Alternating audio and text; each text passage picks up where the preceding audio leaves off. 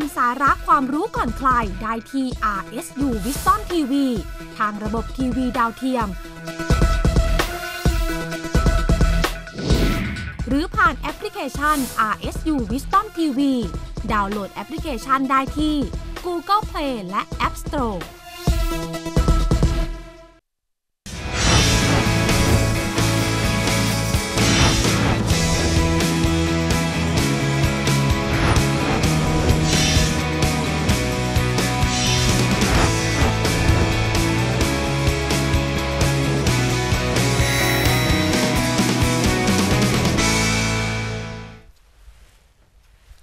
Sawadika, hello and welcome to ASEAN Challenge, the show to give you the latest highlights, headlines and updates happening around your ASEAN community. Plus,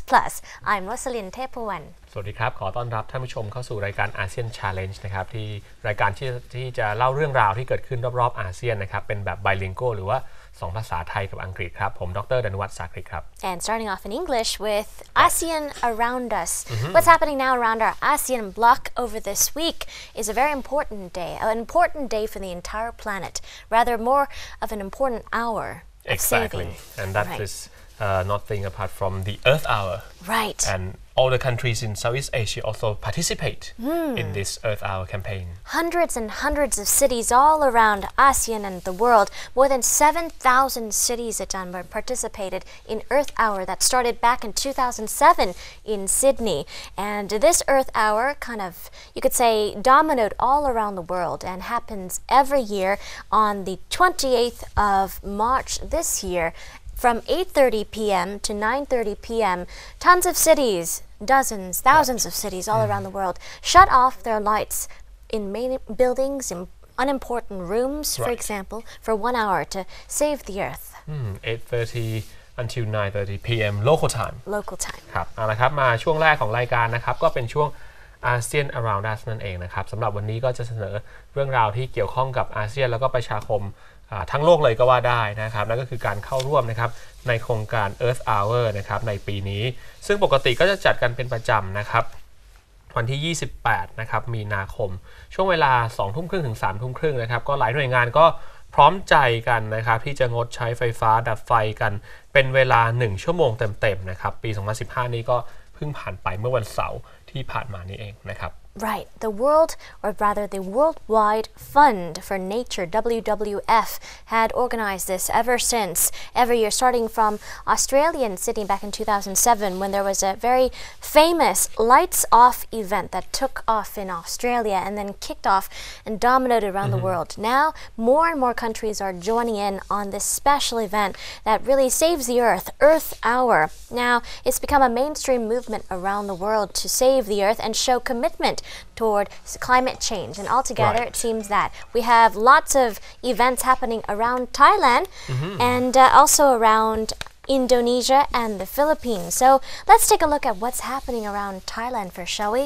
Right. In Thailand, the lights went out at many important locations all around. Starting off in Central World, it seems key landmarks around Thai tourist hotspots turned off lights during this hour-long campaign. So you can see here lots of people, lots of crowds. Really, interestingly enough, it's an hour-saving, a light-saving kind of day. But at the same time, lots of people were drawn in, attracted to this event, presided over by Bangkok Governor Sukhumpan Baripat as well.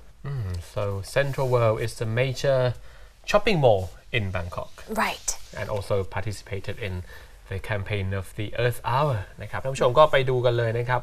การเข้าร่วมโครงการ Earth Hour เนี่ยนะครับนอกจากจะจัดกันในเมืองใหญ่ๆนะครับเมืองต่างๆทั่วโลกกว่า 7,000 เมืองแล้วเนี่ยนะครับก็แน่นอนนะครับในอาเซียนเราในประเทศไทยก็มีการเข้าร่วมโครงการนี้กันมาอย่างต่อเนื่องเลยทีเดียวนะครับปีนี้ก็เช่นเดียวกันนะครับโดยมีการให้ความร่วมมือดับไฟเป็นเวลา1ชั่วโมงนะครับยกตัวอย่างเช่นนะครับที่กรุงเทพมหานครไปดูกันที่ห้างสรรพสินค้า Central World กันนะครับก็มีการเข้าร่วมกิจกรรมนะครับ Central World ก็ถือเป็นห้างสรรพสินค้านะครับขนาดใหญ่ที่อยู่ในกรุงเทพมหานครแล้วทางด้านของผู้ว่าราชการกรุงเทพมหานครหม่อมราชวงศ์สุขุมพันธ์บริพัตรเนี่ยก็ไปเป็นนะครับผู้นำในการปิดไฟที่หน้าห้างในครั้งนี้นะครับก็ดับไฟลงทำให้ก็อาจจะเห็นท่านผู้ว่าอยู่ในความมืด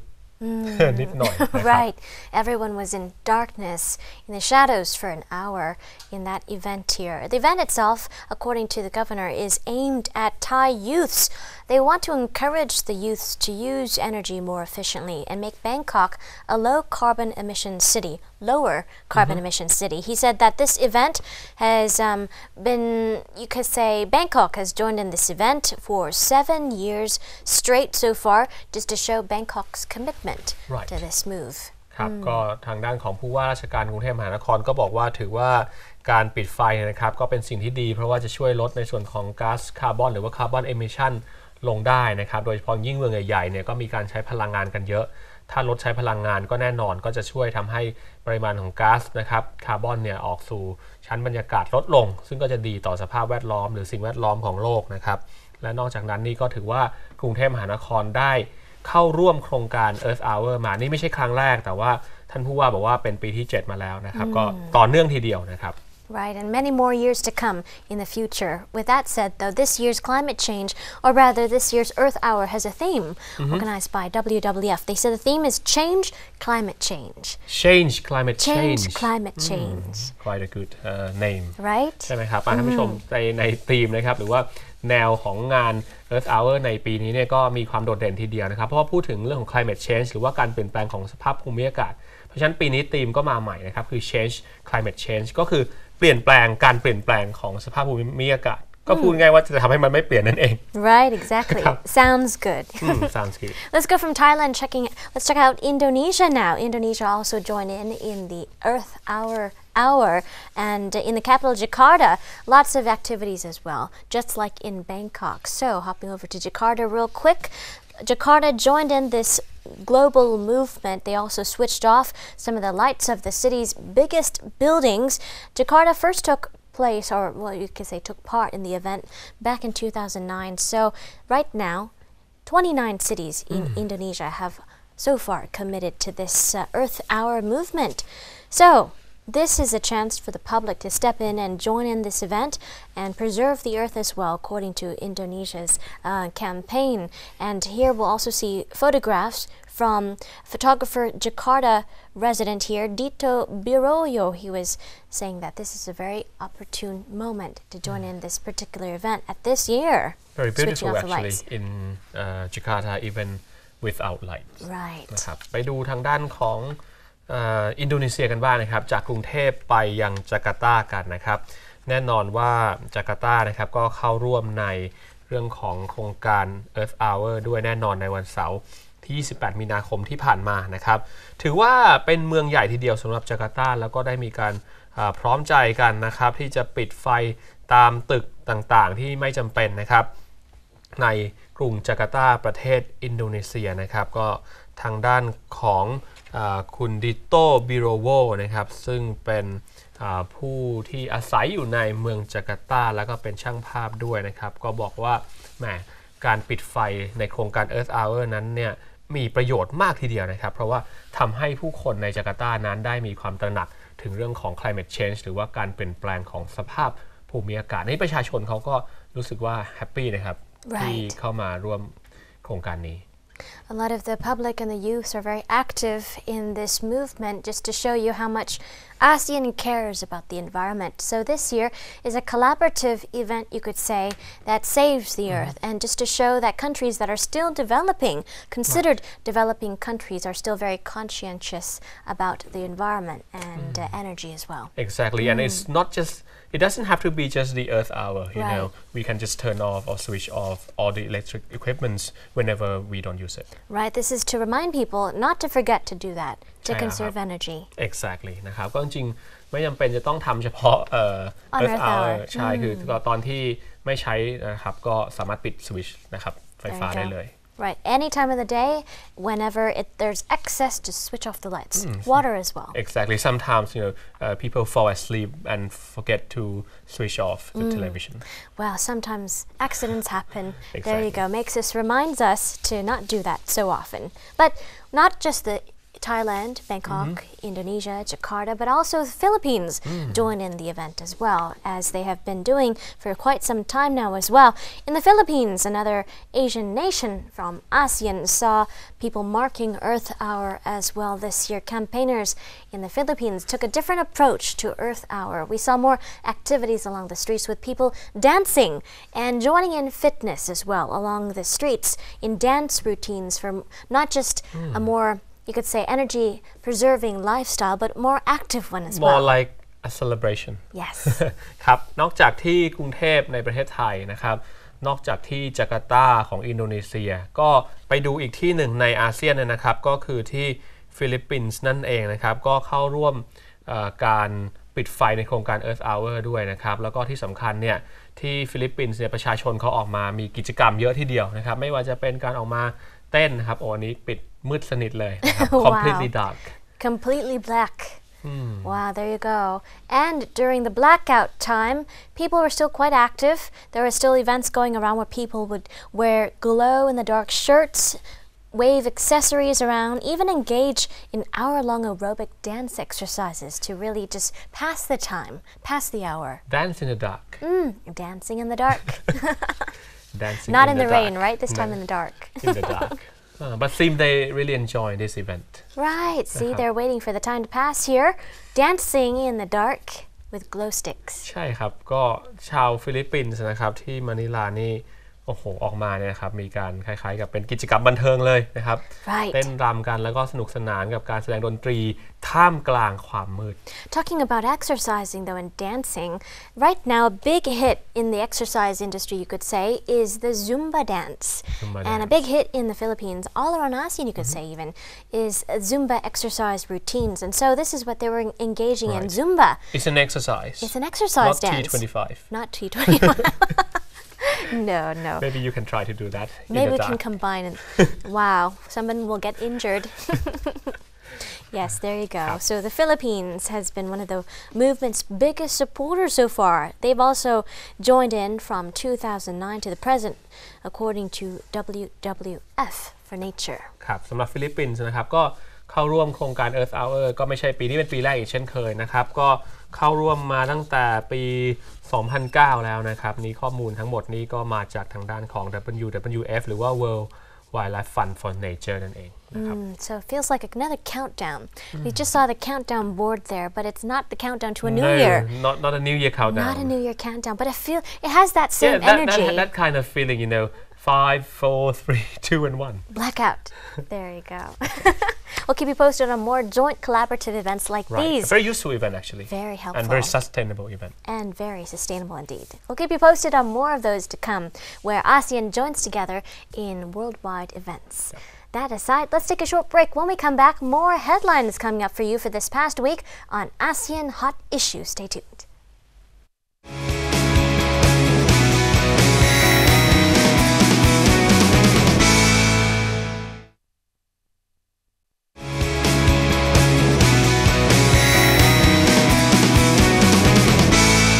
Welcome back to the program, into ASEAN Hot Issue. Many hot issues up ahead, starting off with Singapore. Of course, this very important week has passed, and the important funeral of Singapore's founding father has gone by as well, with people around the world coming out to take part in this important event for Singapore. Monumental, all around Singapore, grieving citizens, grieving Singaporeans were joined by world leaders and many other world leaders, everyone, important people from around the world on Sunday for final respect to the country's first Prime Minister, Lee Kuan Yew. But before we move on to that, let's take a look at the landslide in Indonesia. Right, indeed. With Indonesia, though, beginning with the landslide here, Indonesia saw some huge landslides earlier on Saturday before the funeral, and 12 people were killed from these landslides. This is a very bad time for Southeast Asia, undergoing lots of environmental changes and natural disasters and heavy torrential rains. Authorities said the main cause for the landslide, of course, was torrential rain. Yes, and I think ASEAN should develop more mechanisms, to perhaps deal with the aftermath of the kind of disaster, natural disaster. Which probably we'll be seeing more and more of in the near future. But talking about here, we have footage from Indonesia's Metro TV. Rescuers are digging through the rubble here and the mudslide for victims, survivors of the landslide. ครับไปดูเรื่องแรกนะครับในช่วง ASEAN Hot Issue กันก่อนเลยนะครับจริงๆข่าวเด่นของสัปดาห์นี้เนี่ยก็คงไปโฟกัสกันที่สิงคโปร์ในเรื่องของงานศพนะครับรัฐพิธีศพของนายลีกวนยูแต่ว่าก่อนที่จะไปดูเรื่องนั้นนี่เดี๋ยวแวะไปที่อินโดนีเซียกันสักเล็กน้อยนะครับเพราะว่าเกิดเหตุการณ์ดินถล่มขึ้นนะครับซึ่งการเกิดดินถล่มครั้งนี้เนี่ยนะครับก็ทำให้มีผู้เสียชีวิตไปถึง12คน12ศพเลยทีเดียวนะครับก็เราจะเห็นได้ว่าเหตุการณ์นี้ก็เกิดขึ้นนะครับแถวตะวันตกนะครับของอินโดนีเซียนะครับในช่วงวันที่28มีนาคมที่ผ่านมานะครับอยู่ที่บริเวณชวาตะวันตกนะครับแล้วก็ที่เราเห็นฟุตเทจนี้ก็มีเจ้าหน้าที่ก็เข้าไปนะครับกู้ภัยไปเคลื่อนย้ายศพออกมาได้นะครับการที่เกิดแลนด์สไลด์นี้ก็มาจากฝนเนี่ยนะครับได้ตกลงอย่างหนักเลยทีเดียว Right, and the most affected areas were in Sukabumi, specifically from Tegal Panjang village. 297 people had to be evacuated from that area because of the severe landslide situation. And local authorities had joined in to dig out people and managed to recover all the bodies. ครับก็เหตุการณ์ที่เกิดขึ้นเนี่ยนะครับก็ทำให้ประชาชนกว่า300คนในหมู่บ้านนั้นเนี่ยนะครับต้องออกจากพื้นที่เลยแล้วก็บางส่วนก็ไม่ทันนะครับก็เลยทำให้เกิดการเสียชีวิตถึง12ศพแต่ว่าสุดท้ายเจ้าหน้าที่กู้ภัยออกมากู้ศพออกมาได้นะครับ Right, so hopefully this is another case where officials and disaster mitigation officers will be able to react more quickly around ASEAN, just showing one sample of how many more will come in the future. Preparations must be quick, swift. Exactly. We cannot avoid the natural disaster, but perhaps we should learn how to cope with it or how to, minimize the risk. Minimize, mitigate, and hopefully prevent. Exactly. To a certain extent. Meanwhile, sad news for Indonesia indeed, and even sadder for Singapore now, as the country's founding father passed away. Locals had come together, locals and even world leaders joined in Singapore to grieve and pay their final respects to the country's first Prime Minister, Lee Kuan Yew. So it was a very emotional week for Singapore. Exactly. ครับไปดูเรื่องที่2กันต่อนะครับในรอบสัปดาห์ก็คงหนีไม่พ้นนะครับงานรัฐพิธีศพของผู้ก่อตั้งนะครับแล้วก็ยังเป็นอดีตผู้นำของประเทศสิงคโปร์นะครับนั่นก็คือนายลีกวนยูนั่นเองนะครับก็นำมาซึ่งความโศกเศร้านะครับให้กับประชาชนทั้งกับชาวสิงคโปร์แล้วก็อีกผู้ร่วมงานจากหลายๆประเทศด้วยนะครับแล้วก็แน่นอนว่าในงานนี้ก็บรรยากาศก็โศกเศร้าทีเดียวนะครับ And here you see just a gathering of people from around the world, like Japan's Prime Minister Shinzo Abe, India's Narendra Modi here, Indonesia's Joko Widodo, even former U.S. President Bill Clinton were among some of the leaders brushing shoulders with Lee's family, and even Singapore politicians. Even Thailand's Prime Minister attended. It was here altogether 2,200 people. ครับในงานนี้นะครับมีผู้เข้าร่วมกว่า 2,000 คนทีเดียวนะครับในงานรัฐพิธีศพครั้งนี้นะครับแล้วก็มีบรรดาผู้นำนะครับประเทศต่างๆรวมถึงอดีตผู้นำประเทศต่างๆในโลกเข้าร่วมไว้อาลัยเป็นครั้งสุดท้ายนะครับจากภาพที่เราเห็นเนี่ยนะครับก็จะมีผู้นำหลายท่านเลยนะครับไม่ว่าจะเป็นนายกรัฐมนตรีชินโซอาเบะนะครับของญี่ปุ่นนะครับรวมไปถึงนาเรนดราโมดีนะครับรวมไปถึงอดีตประธานาธิบดีนะครับบิลคลินตันของสหรัฐอเมริกาด้วยนะครับแล้วก็มีโจโควิโดโดนะครับประธานาธิบดีทางด้านของอินโดนีเซียนะครับแล้วก็รวมไปถึงเนี่ยนะครับที่เห็นก็เป็นนายกรัฐมนตรีของไทยพลเอกประยุทธ์จันทร์โอชาด้วยนะครับ It was a very emotional time for Singapore's founding father's family. It seems Lee Hsien Loong had to fight back tears as he made a speech, a 40-minute eulogy in English, Malay and Chinese on stage in a bid to show respect to his father. This was an unprecedented show of mourning from people around the world. ครับก็บรรยากาศนั้นก็แน่นอนนะครับเต็มไปด้วยความโศกเศร้าโดยเฉพาะอย่างยิ่งกับครอบครัวนะครับของลีกวนยูนะครับทางด้านของนายกรัฐมนตรีลีกวนยูนายลีเซียนลุงนะครับซึ่งเป็นลูกชายเนี่ยนะครับก็ได้กล่าวสุนทรพจน์ในงานนี้นะครับแล้วก็มีความเรียกว่าไว้อาลัยนะครับแก่ผู้จากไปซึ่งเป็นผ ผู้ก่อตั้งแล้วก็อดีตผู้นำของประเทศด้วยนะครับ The show of people here just shows how Singapore has been very active and has had great relations with so many different countries. So we see that reflected here in the funeral. Not just that, but also from China as well. Vice President Lee Kuan Yew also represented the country, while Clinton, even ex-Secretary of State Henry Kissinger, and a close friend of Lee's, also came from the United States to join in this farewell. ใช่ครับมีอีกหลายท่านเลยนะครับหลีหยวนเจ้านะครับเป็นรองประธานาธิบดีของทางไชน่าก็เข้ามาร่วมด้วยนะครับหรือแม้แต่อดีตรัฐมนตรีต่างประเทศเฮนรี่คิสซิงเจอร์นะครับซึ่งก็ถือเป็นเพื่อนของทางด้านลีกวนยูก็มาด้วยนะครับ Right, just to show how the country mourns Lee Kuan Yew. 5.4 million people mourned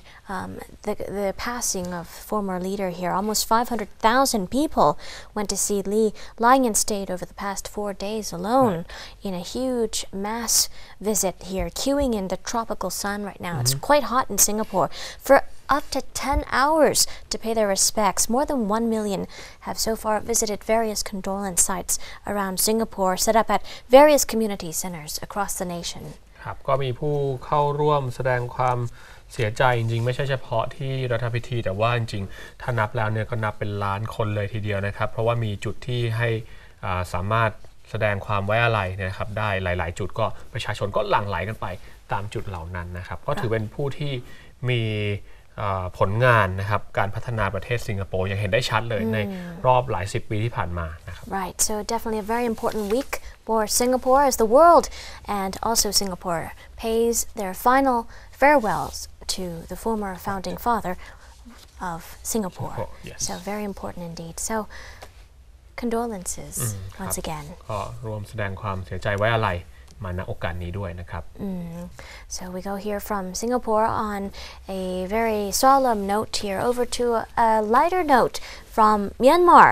In celebrations now, on a lighter note, on a happier scale, Myanmar comes out to celebrate their Armed Forces Day in a very important event as well. The military, which is a very dominant force in Myanmar, officially known here as Tatmadaw, they marched in front of the presidential palace over the past week to mark the 70th anniversary of the Armed Forces Day in the capital Naypyidaw, which is up and coming. ครับมาดูเรื่องที่3นะครับในช่วงนี้บ้างนะครับจากสิงคโปร์เราโยกมาดูทางด้านของเมียนมาบ้างนะครับล่าสุดนี่ก็มีการเฉลิมฉลองนะครับพิธีสวนสนามนะครับในกรุงเนปิดอร์นะครับเนื่องในวันครบรอบฉลอง70ปีกองทัพเมียนมานะครับซึ่งมีการก็เข้าร่วมของนายทหารระดับสูงนะครับรวมถึงกำลังพลเนี่ยจำนวนมากเลยนะครับน่าจะนับหมื่นนายทีเดียว 10,000 นายนะครับก็จัดขึ้นที่เมืองหลวงกรุงเนปิดอร์นะครับ Right, that's a huge event. 10,000 troops. That means perhaps, well, tens of thousands of people altogether joining in the capital Naypyidaw in this annual event here in celebration of the Army's important Armed Forces Day here. And this is just a show of back then, the Army's nationwide resistance against the Japanese occupation back during World War II in 1945. But since independence 70 years later, Myanmar has been ruled by the military for the past 5 decades. So once again, the military is still a very dominant force in the country. ครับถ้าไปดูเรื่องของการบ้านการเมืองในเมียนมานะครับก็ยอมรับเลยนะครับว่าทหารกองทัพเมียนมานั้นก็ตอนช่วงสงครามโลกครั้งที่2เนี่ยก็ลุกขึ้นสู้นะครับกับกองทัพญี่ปุ่น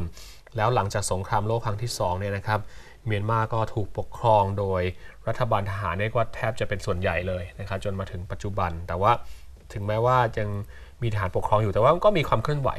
ที่พยายามให้เมียนมานั้นเป็นประชาธิปไตยมากขึ้นด้วยนะครับ Right, indeed. Here you see the Commander-in-Chief, General Min Aung-hyang, presiding over the event, the ceremony, and he also inspected the military parade as well. Senior members of the government and members of the US-based Carter Center and the EU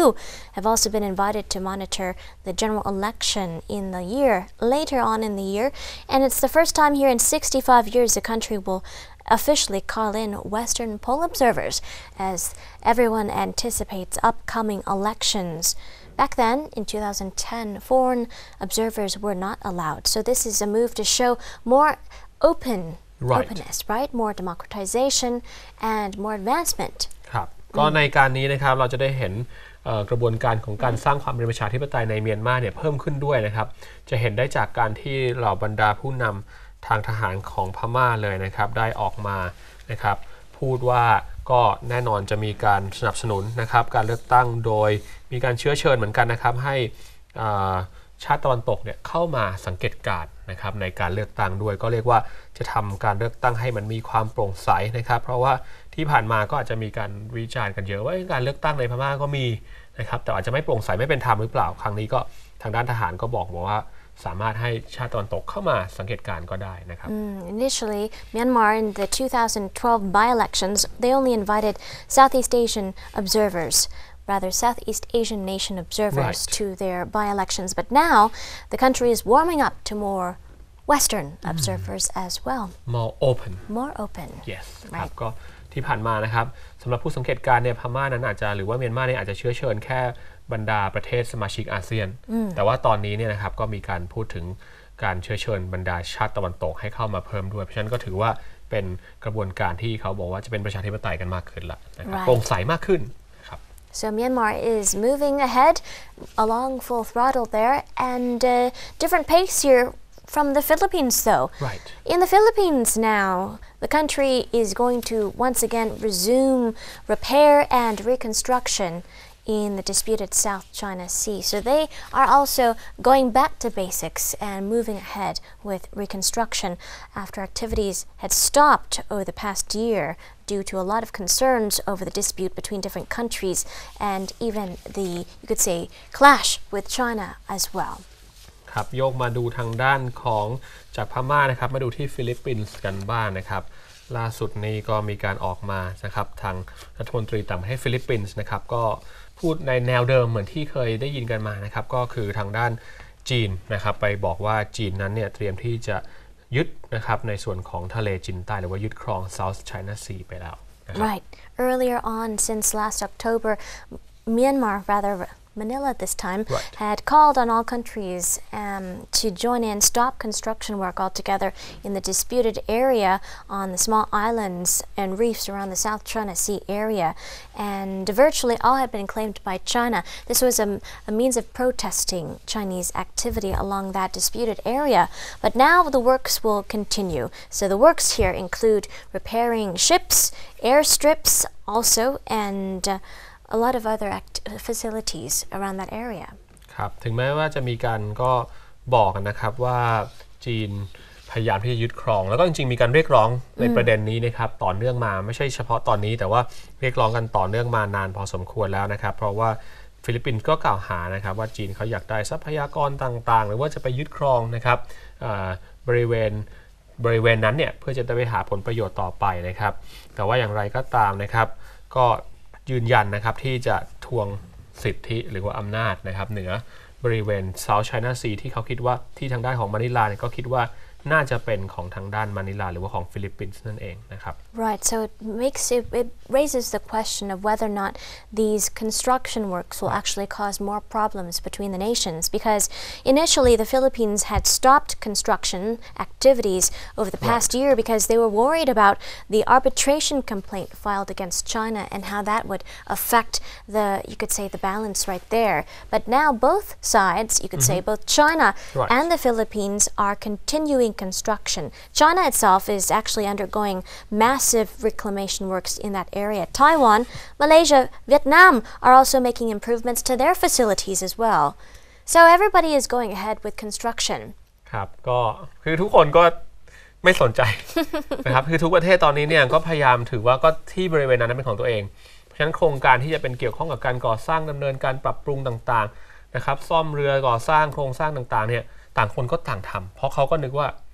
ก็ที่ตรงนั้นเป็นของเขานะครับไม่ว่าจะเป็นจีนนะครับไม่ว่าจะเป็นมาเลเซียไต้หวันเวียดนามก็ทำการปรับปรุง facility ของตัวเองเต็มที่ This is a very important hotspot for many countries because not only does it have mammoth fishing reserves, but there are also said oil deposits, even $5 trillion of seaborne trade pass that area each year, and who knows what extent of oil deposits and gas are in that area alone. So many countries are claiming parts of that area, whether it's Brunei, Malaysia, the Philippines, Vietnam, Taiwan even. Of course, China claiming almost the entire area. ใช่แล้วครับก็หลายๆคนก็ทราบดีนะครับว่าแถบนั้นเนี่ยมันเป็นที่ที่เป็นฮอตสปอตมันเป็นที่ที่โอ้โหทุกคนต้องการนะครับก็อยากจะเรียกว่าได้สิทธิ์นะครับเหนือดินแดนบริเวณนั้นแต่ว่าอย่างไรก็ตามถ้าดูภาพรวมตอนนี้เนี่ยจีนนั้นเป็นประเทศที่พยายามนะครับออกมาบอกว่าเขาถือครองสิทธิ์ในที่ดินนะครับหรือว่าดินแดนอาณาเขตบริเวณนั้นมากที่สุดเกือบทั้งหมดเลยก็ว่าได้ Yeah, so getting a little more heated as we go. So we'll keep you posted on more developments coming from the South China Sea and countries associated with it. Meanwhile, heading over from the Philippines now over to Cambodia for another memorial event here. Cambodia has inaugurated memorials for those killed during the Khmer Rouge regime. So a very touching and important event happening in Cambodia this past week as well. ครับจากทางด้านของฟิลิปปินส์นะครับมะนิลาเรามาดูทางด้านของกัมพูชากันบ้างนะครับล่าสุดที่กัมพูชานะครับก็ได้ทำพิธีเปิดอนุสรณ์นะครับอนุสรณ์สถานเพื่อไว้อาลัยรวมไปถึงรำลึกกรณีที่ประชาชนจำนวนมากเสียชีวิตจากการสังหารโหดนะครับแล้วก็มีการทรมานร่างกายในยุคของรัฐบาลเขมรแดงก็ทำการระลึกทำพิธีนะครับกันที่บริเวณอนุสรณ์สถานแห่งนี้นั่นเองนะครับ Right, anyone who's been to the Tuol Sleng Genocide Museum in Phnom Penh will know that it's a very grim and morbid scene, a sight as well. Right. And with the new memorial being erected for victims of the Khmer Rouge regime, it will become a very important site that you could say is sentimental as well. And with 1.8 million Cambodians killed during that time, during the Democratic Kampuchea regime from between 1975 to 1979, it seems that this memorial has been long needed, you could say. ครับสำหรับอนุสรณ์สถานโตนสเลงนะครับหรือว่าโตนสเลงเมโมเรียลนะครับหรือว่าจะเรียกว่าโตนสเลงจีโนไซด์มิวเซียมเนี่ยก็จริงๆแล้วเนี่ยทำให้หลายๆคนได้นึกย้อนระลึกรวมถึงไว้อาลัยถึงเหตุการณ์ความเศร้าโศกนะครับที่เกิดขึ้นบริเวณนั้นแล้วจริงๆก็มีหลายๆคนก็อยากจะเห็นอนุสรณ์สถานนี้มานานแล้วด้วยนะครับแต่ว่าสุดท้ายก็ถือว่าได้เปิดขึ้นมาได้มีพิธีเปิดเรียบร้อยนะครับได้รำลึกถึงผู้เสียชีวิตเลยจำนวนมากแล้วก็ที่สำคัญเนี่ยก็ทำให้ครอบครัวของผู้เสียชีวิตเขาได้มีสถานที่ที่จะมารำลึกกัน Right, very important indeed. This long-awaited and long-overdue memorial has brought together lots of, you could say, people related to victims. The 12,272 victims killed at Tuol Sleng, their names have been etched onto boards around the walls of the complex. The whole memorial itself cost around $90,000. And it received financial support from even the German Ministry of Economic Cooperation and Development as well. ครับบรรดานะครับผู้เสียชีวิตนะครับชื่อก็จะมีการจารึกไว้ในบริเวณ Memorial หรือว่าอนุสรณ์สถานแห่งนี้นะครับทั้งนี้เนี่ยอนุสรณ์สถานโตนสเลงนะครับก็ใช้งบประมาณก่อสร้างสูงถึงประมาณ 90,000 ล้านดอลลาร์นะครับหรือถ้าจะเปลี่ยนเป็นเงินไทยก็ราวๆเกือบ3 ล้านบาทเลยทีเดียวนะครับถามว่างบประมาณได้รับมาจากไหนนะครับก็มีการสนับสนุนงบประมาณจากทางด้านของรัฐบาลประเทศเยอรมนีนะครับเพื่อจะร่วมสร้างอนุสรณ์แห่งความทรงจำแห่งนี้ให้กับชนรุ่นหลังนะครับ Indeed, and there you go. You see lots of people who are associated with this event. For example, Cambodia's Ministry of Culture and Fine Arts, in close cooperation with the Victim Support Section of the Extraordinary Chambers of the Courts of Cambodia, quite a long name, but a UN-backed war crime tribunal as well, had taken part in the construction of this memorial, and this itself is a very important new site, perhaps even a new tourist hotspot, just to show the extent of what happened, the killing fields that took place between the mid-70s there to the late 70s, and how victims had perished from various forms of torture, disease, execution, starvation. It was terrible. ถือว่าเป็นยุคมืดก็ว่าได้นะครับยุคมืดของกัมพูชาในสมัยนั้นเพราะว่ามีผู้เสียชีวิตบาดเจ็บล้มตายกันเป็นจำนวนมากเลยนะครับนี่ก็ทำให้ชนรุ่นหลังเขาได้ระลึกนะครับถึงเหตุการณ์ในอดีตที่ผ่านมาแล้วก็จะได้ไม่เกิดเหตุการณ์เช่นนั้นอีกนะครับ Right, indeed. There you go. So the memorial erected and progress underway despite lots of remnants, reports say, of many Khmer Rouge groups integrated into society now, still holding some political positions in order to, you could say, grant them impunity from punishment. ก็ต้องติดตามดูต่อไปครับเรื่องนี้ถือว่าหลายคนที่เสียชีวิตจากเหตุการณ์นี้ไปก็เรียกว่าเป็นเหยื่อของความรุนแรงนะครับแต่อย่างไรก็ตามก็มี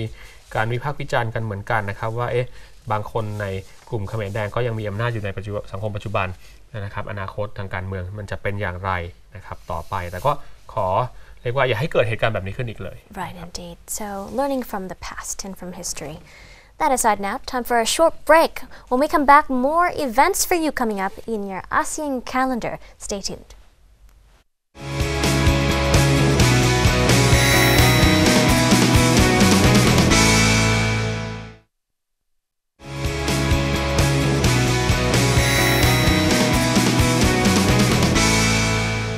Welcome back to ASEAN Challenge. Many important events happening around your ASEAN community. Most importantly in Thailand, Her Royal Highness Princess Mahajakri Sirinthorn celebrates her 60th birthday anniversary. ครับเข้ามาสู่ช่วงที่3ของรายการนะครับช่วงปฏิทินอาเซียนหรือว่าอาเซียน calendar แน่นอนมีหลากหลายเหตุการณ์ที่สำคัญเกิดขึ้นในรอบสัปดาห์นะครับสำหรับประสงค์นิกรชาวไทยก็ถือว่าเป็นโอกาสมหามงคลนะครับซึ่งทุกคนก็คงร่วมเทิดพระเกียรตินะครับของสมเด็จพระเทพที่มีพระชนมพรรษาครบ60พรรษาแล้วนะครับ Right, indeed. Saturday is a very special day indeed,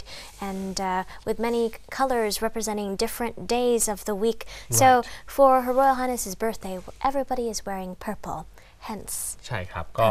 โดยเฉพาะยิ่งในประเทศไทยนะครับเราประสงค์นิกรชาวไทยรวมถึงชาวต่างชาติบางคนด้วยก็พร้อมใจกันใส่เสื้อสีม่วงนะครับซึ่งเป็นสีประจำนะครับวันประสูติของสมเด็จพระเทพนั่นเอง Right, indeed, Wednesday. And that said, more events as well coming up in ASEAN calendar. So let's take a look.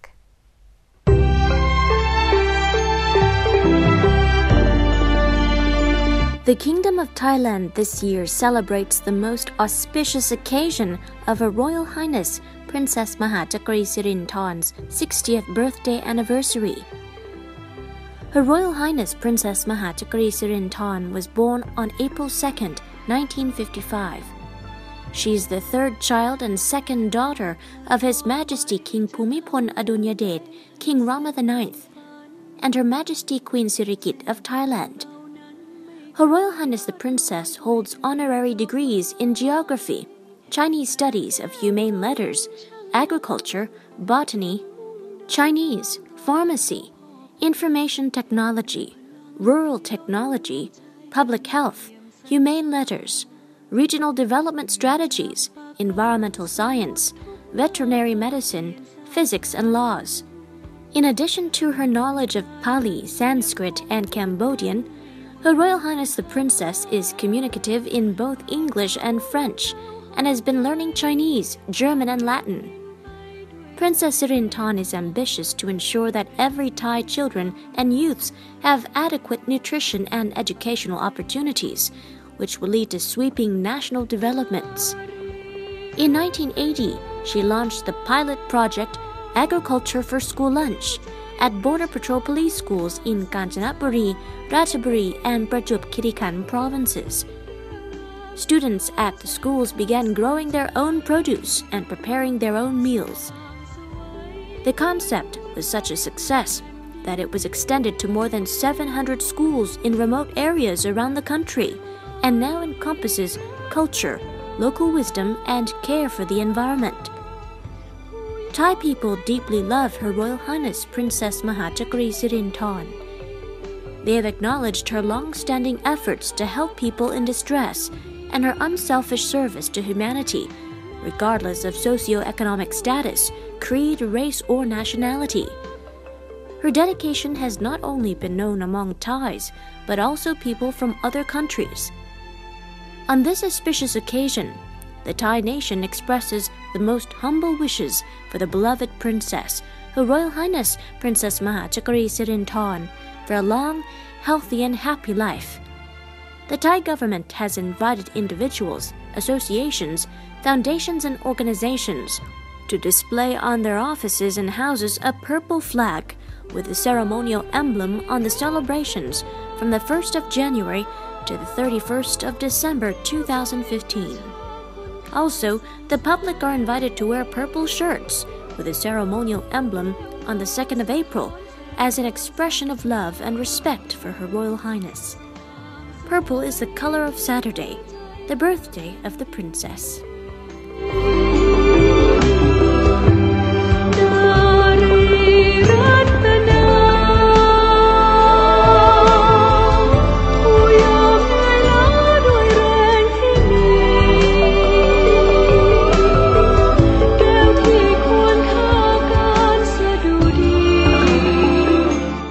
Time for a break now. Coming up, more up ahead in ASEAN Interview. Stay tuned.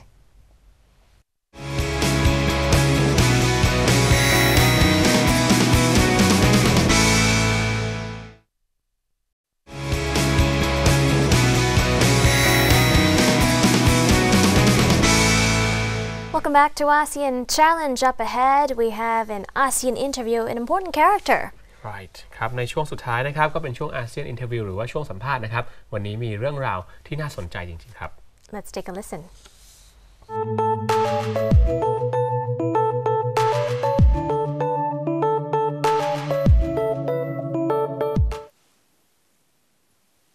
Sawadee and welcome to the ASEAN Interview with me, Alyssa Sitiwong. On this week's episode, we'll be discussing about a current topic in which has been circulating great attention to the Thai society in terms of the large-scale developmental projects by the government sector, in which the public, especially local residents, have started questioning on whether it will actually benefit them in terms of the public and the nation as a whole, especially since we'll be entering into the ASEAN Economic Community within 1 year. And now to discuss about this matter, I'm here with Dr. Rakthai Burapak, Energy Specialist. Sawadee ka. Before we begin on any other topics, I'd like to ask, in your perspective, overall, these large development government projects such as power plants, petroleum exploration, and reservoirs and dams, how do you think this will affect the environment and the people, especially local residents living in the areas of these projects? So of course, is a need for the government to increasing the energy to supply for the populations, especially for the Thailand people, right? Mm-hmm. So we cannot say that we don't need this project. Of course, we do need, and of course, it's going to be effect for the populations and the people around the area that the projects come up. We do have the government, Thai government. We have the policies, also the environmental perspective that to reduce the effect to the local peoples, also the peoples. We do have environmental impact assessment. Every single project, especially the mega projects, we do need to pass the EIA committee first before the project can be launched. And that's going to help reduce the mitigation, reduce the effect to the people. In terms of there are policies, there are assessment tests that will reduce it. However, I think one of the main factors that people are really close to them is their personal concept and understanding of it and their own feelings based on, because it's affecting their local areas. How do you think the government should be able to create an understanding and approach local residents in this matter? I think it's two sides. The government is government themselves and also the project owner. It's a key and it's a critical to make the local people understand the project, also the effect they're going to have. We cannot say that it's no effect, right? Everything's in the world, you're going to build something, even the road, you can have effects, right? But how the government or the project owners told or tells the people that how they're going to mitigate the effect that's going to happen. I think that's the key. And with the language, with the local people understand as well, not just scientific language, right? But it needs to be simple language and try to think that not everyone gonna be accept, right? But how they can say that what is gonna be benefit and also what is gonna be the future sustainable the area both side for the government and also for the local people. So basically, it's more of looking at beyond what's going on right now, but having to take a look at the future. Of course. Because other ASEAN countries have already started building up on these infrastructures already, and other countries as well, and this is the way to develop in the future. So you're saying that most of the understanding should be put in terms of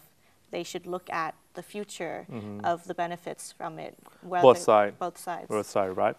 And one thing that has to be key is that the standard they're being used, right? I mean, to tell the people going to say, what standard you're going to use to build this project? What's the environmental aspect? What is going to be the committees going to help to protect them, right? For the world, we have the World Bank standard, most of the kind of environmental project. And I think they still have gap to be improved, even for the ASEAN countries, right? We try to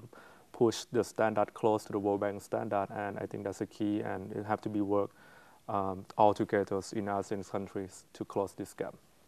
All right, so now if we are taking a look, since you're an energy specialist, taking a look in terms of the upcoming ASEAN Economic Community and in terms of petroleum concessions, do you agree or disagree with having the concessions within the ASEAN countries once developed? Well, of course, I think we do need some concessions, right, to open the resource, for oil and gas resource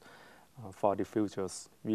We cannot say that we're not going to use energy, right? We all need to use energy, especially in Thailand. We are importers oil and gas from the Middle East, and not even in Thailand. The Singapore's also the importers, and also the Myanmar and Cambodians. For the Malaysians, Indonesians, and Vietnam,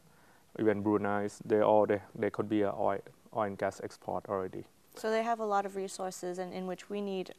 more resources. Exactly. Before they can help us in that terms. Exactly, and I think this is going to be the geopolitics that for the countries in the same regions need to work together to set up the standard and the goal to achieve it. We can do like a micro trading inside each countries, and we can sharing the resource. And back to your questions, the petroleum concessions, even today, all the countries, not all the countries, but most of countries in ASEAN have concessions. The question is not about what do we need concessions or not, right? Of course we do need, but the question is about what system of the concession we're going to be select. In each countries, they have their own standard, right? We cannot say that Malaysians standard got to be the same as Thailand, or even Thailand have to be the same as Indonesians. It depends on a lot of things. It depends on the cultures, depend on the amount of the reservoirs and other things. We need to be decided.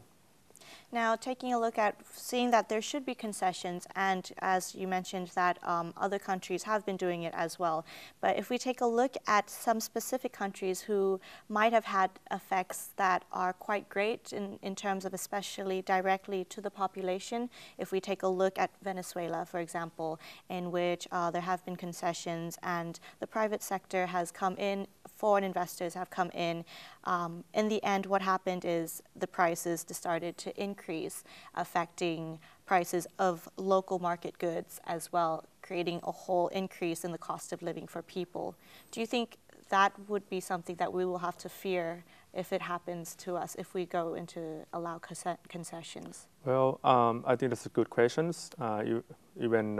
think most of people think about the same questions that you just mentioned. But we need to understand that the concessions is not the new things. It's come up to Thailand for petroleum concessions, right? And back to your question regarding with Argentina and Venezuela, that collapse in terms of economics, not just the petroleum concessions, the other things for the fundamental things like the power plant, things like most of the fundamental products like waters or things is owned by the foreigners, and that's make both of them collapse, not just petroleum concessions, right? We cannot say that petroleum concession bring the Argentina or Venezuela collapse. However, By that all means, should we aware of that? Of course, we should, right? But we need to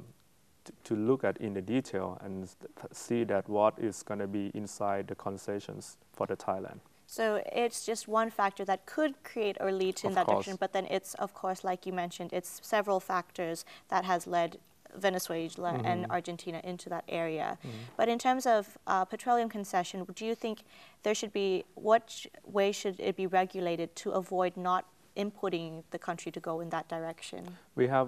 confront with the three systems in the world for petroleum concessions. The one that we're using now, even in Thailand and most countries in the world, is a concession we call the petroleum concessions. The second is we call production sharing contracts. That's other system. And the last one is the government invest by itself. Of course, petroleum business is a risky business. You need to spend a lot of money to find the oil, right? But if you find the oil, it could be covered all the costs that you invest in. And from my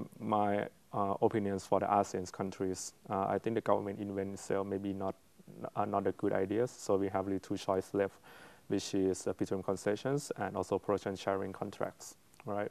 For Thailand, we use petroleum concessions, and for Malaysians and Indonesians, they use production sharing contract. It's different system. They all have pros and cons, right? I think when we're thinking about the concessions that we're gonna have, we maybe in the future we can do hybrid. Could be a mix of both of them. It's not one standard to control all. Last but not least, Dr. Rakthai, for these large-scale government projects to occur, how do you think there should be created a balance between allowing to have these projects develop and maintaining the happiness and the needs of the public, especially local residents? Need in terms of energies, is that? Needs in terms of they don't want their homes to be taken away, or they don't want to move out, or they don't want something to block their view, or... Of course, I think that, that's a good question. It's a very good question. Let's say I'm a local people and I'm staying in the area that's going to have mega projects coming up, right? First of all, there's nothing to be hide. The government have to tell everything, right, for the mega project, what it's going to be and what it's going to help and what's going to be effect for the local peoples, right, to reduce the fear first. The second thing is if I need to evacuate it, and I need to reconsider to migrate it to other locations. What's the plan and what going to be trade-off? I'm going to have it, or if the government say that I can stay in the areas and the government fundings in terms of help me to find other jobs, or kind like that, you know. So people always think about to secure first, right? And I'm sure that all the people understand it. If the things or the projects work for all others, project is a benefit for others. I'm sure that this can reduce the gap of understanding from both sides. All right. Well, thank you very much, Dr. Rakthai, for your thoughtful insight for today. Thank you for coming for the ASEAN interview today, Ka.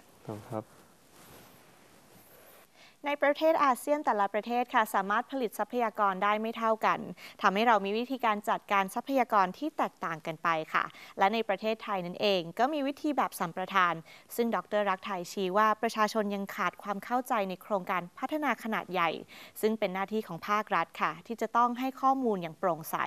เพื่อที่จะให้เกิดการพัฒนาและร่วมมือกันทั้งสองฝ่ายค่ะและนี่ก็คือทั้งหมดของรายการ ASEAN Challenge วันนี้ This brings us to the end of the ASEAN Challenge for today. I'm Alyssa สิทธิวงศ์สวัสดีค่ะ